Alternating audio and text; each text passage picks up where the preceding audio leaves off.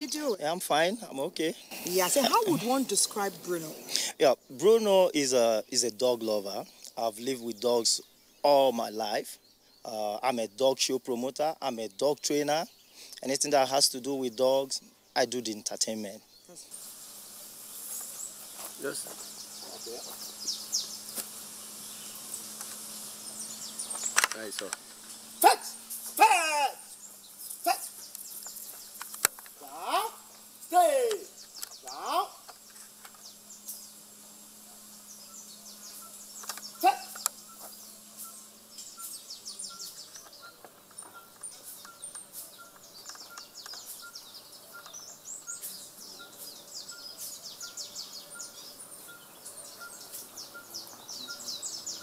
Sit!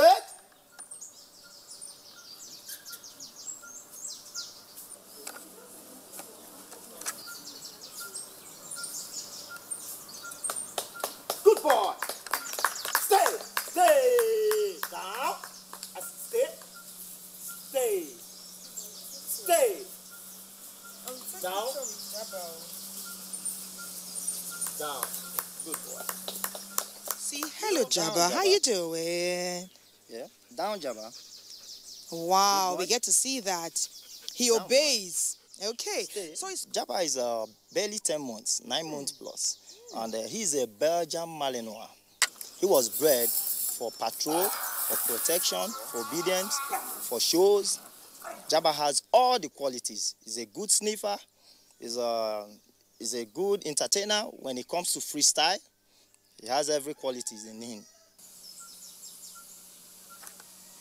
Pet! Come. Come on, come.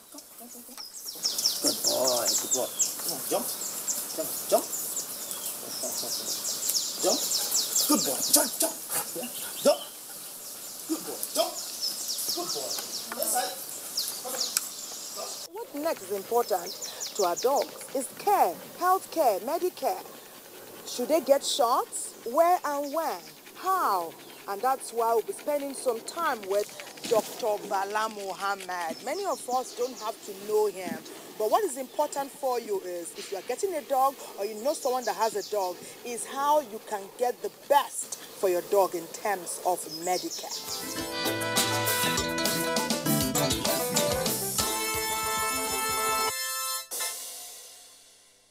From time immemorial, mankind has actually seen and identify a friend in a dog. You talk about going out for hunting, either for feeding or for expedition. It's a dog. You talk about much later, you talk about security, you talk about shepherd in controlling other livestock animals or going for grazing. It's the dog. You talk about companionship, that people just want somebody that they could be talking to and not that human. It's the dog. You also talk about health issues and security issues when you talk about sniffers. You can do that with dogs for so many things. You could culture them with explosive materials. You could culture them with my items. And then once they are well cultured, if I go missing, these dogs are able to identify within a given area where I am, even if it is down. And that is the much you can also have today. You have dogs being used as sweepers by security operatives in terms of bomb scares and what have you. They use them to sweep an area and then they are able to detect it. Mind you, they have their sense smell is 5 million times more better than that of human.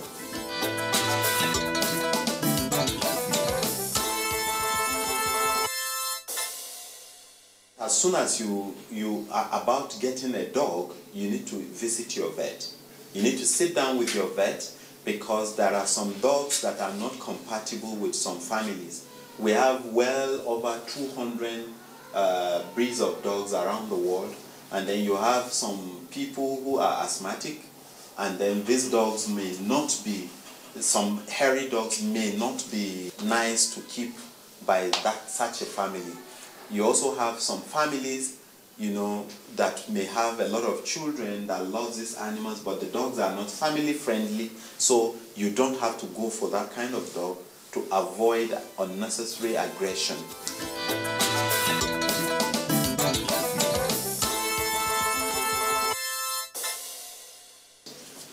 It is not in their place that you feed them with amala or you feed them with gari. You need to feed an appropriate nutrition meant for carnivores. Of course, when you give them the rice or you give them the amala or some of the homemade food, they will eat because they are hungry, but it will be deleterious to their own health condition. If you feed dogs chocolate, that is poisonous to them. They will take, but it's poisonous. If you decide to feed your dog fish and you do it with bone, they will want to eat it, but in the end, they are going to die of asphyxiation because the bone will get choked in their throat. If you also decide to feed amala or you feed rice with excessive condiments in the soup, like we do have our jollof rice, it's going to affect the health condition of the dog because their system is not meant to handle some of those preparations that we have in our own food. We also have cases these days where we have diseases jumping from these dogs or these animals to humans. And you have cases of rabies particularly. Rabies happens to be a virus that we found in carnivores.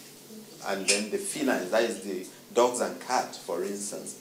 And if you don't look after them by way of vaccinating them regularly, the human population is going to be at risk and you don't get the best out of these animals. And then regularly also taking on certain health routines like deworming the dogs regularly, like checking and then cleaning the teeth. They need to visit the vet dentist. They also need to check their ears, check their eyes regularly so as to be able to nip in the bud some of their health challenges.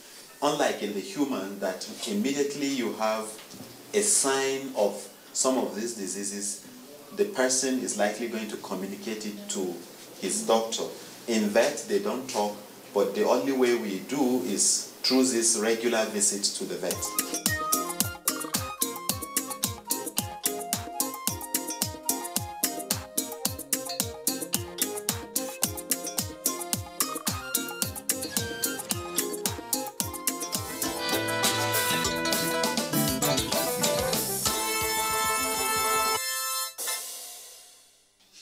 Earlier, when I was having a chat with Bruno, I asked Bruno when Jabba will be taking a bride, because it's when Jabba takes a bride you can expect to see young Jabbas emerging. And I hope that happens very soon. Talking about all those humans, you know that it is normal procedure for a woman to carry pregnancy for 9 months and then she births a child. And everyone's hope and wish is that the child is healthy. Let's talk about reproductive health. Over the years, Nigeria has made some appreciable progress in health, education, technology, and the economy through various strategic investments. However, these gains have not significantly translated into improvement in the quality of life as more people live in poverty with restricted access to good food, safe housing, quality education, and basic health care than they were 20 years ago. According to National Population Commission in 2017, there are over 180 million Nigerians, out of which about 40 million are women of reproductive age, representing approximately 1 in every 5 Nigerians. The United Nations projects that going by the current demographic trend, Nigeria's population will double to over 400 million Nigerians by the year 2050, unless something deliberate is done. In spite of past and current commitments to global goals of ending poverty, ensuring healthy lives, promoting well-being, and providing full and productive employment for its citizens, Nigeria still has one of the highest rates of preventable maternal deaths in the world, contributing to over 10% of the global burden. 5 women die every hour of pregnancy and childbirth-related causes in Nigeria. This is equivalent to 110 women dying every day and 40,150 women dying every year. These preventable deaths of our sisters, mothers, wives, daughters, and friends who are also Nigerian citizens negatively directly impact our families, communities, and our economy. Thankfully, there is a way to substantially improve this situation. This is where family planning or childbirth spacing comes in. Empowering families to have children they can adequately cater for will help in reducing economic burden and lift families out of poverty. When children are planned for and spaced adequately, it saves the lives of the mother and child by preventing high-risk pregnancies and increasing the chances of survival and future prosperity. According to the 2013 National Demographic Health Survey, 7.3 million women have an unmet need, family planning, meaning that they want to avoid pregnancy, but they are not currently using any family planning method. This represents about 16% of married women in Nigeria. Meeting women's needs for modern contraceptives prevents about 1/3 of all maternal deaths globally. Nigerian leaders need to address this by making family planning services accessible to every woman, married or unmarried. Currently, we have, for example, infant mortality rate of about 122 per thousand. If you're able to space 2 to 3 years, you're going to be reducing the infant mortality to about 67 per thousand. By the time you space the children to about 3 to 4 years, in fact, your infant mortality rate is going to be as low as 47 per thousand. Family planning use in Nigeria increased only marginally from 8% to 16% in 2003 and 2013. According to a 2013 estimate, the total fertility rate, TFR, which is the average number of live births a woman in Nigeria has throughout her life, stands at about 5.5 children per woman, one of the highest in the world. This has declined only marginally since independence over 50 years ago, when it stood at 6.6. If we can get contraceptive to all these women who need them, we would prevent an estimated 1.5 million child deaths and stop about 13,000 women from dying over the next 10 years. Making contraceptive information and services available to everyone who needs it is a moral obligation. It is a cost-effective way of reducing infant and maternal morbidity and mortality. It improves health and quality of life. It empowers families and communities on a pathway to poverty reduction. No woman deserves to suffer or die bringing forth another life. Every child deserves to live, thrive, and prosper.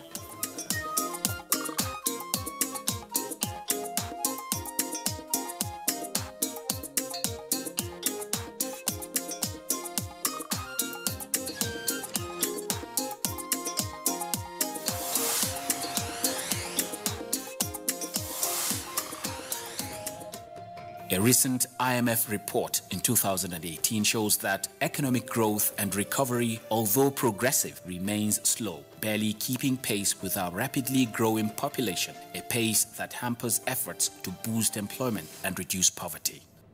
Though there are other factors that contribute to the GDP, there is substantial evidence that countries that have reduced total fertility rate have significantly improved their GDP. Reduction in the total fertility rate is correlated with increased productivity, which enhances gross domestic product, GDP. Naturally, we all know that the more people you have in a family, the more it will take to keep that family going in every dimension. Feeding them, clothing them, sending children to school. So the more you have in the family, the more children, the more you have to spend. And the less you have to invest, because investment often results from the leftover, haven't done the basics. So naturally, if you have large number of children, there's less saving, there's less investment. There is a direct correlation between lowered fertility rates and increasing family buying power. Evidence suggests that in countries where families have the number of children they can cater for, there will be reduced economic burden on the household. If families enjoy this benefit of improved economic well-being, then you can imagine how this translates to boosting the economy of a nation like Nigeria.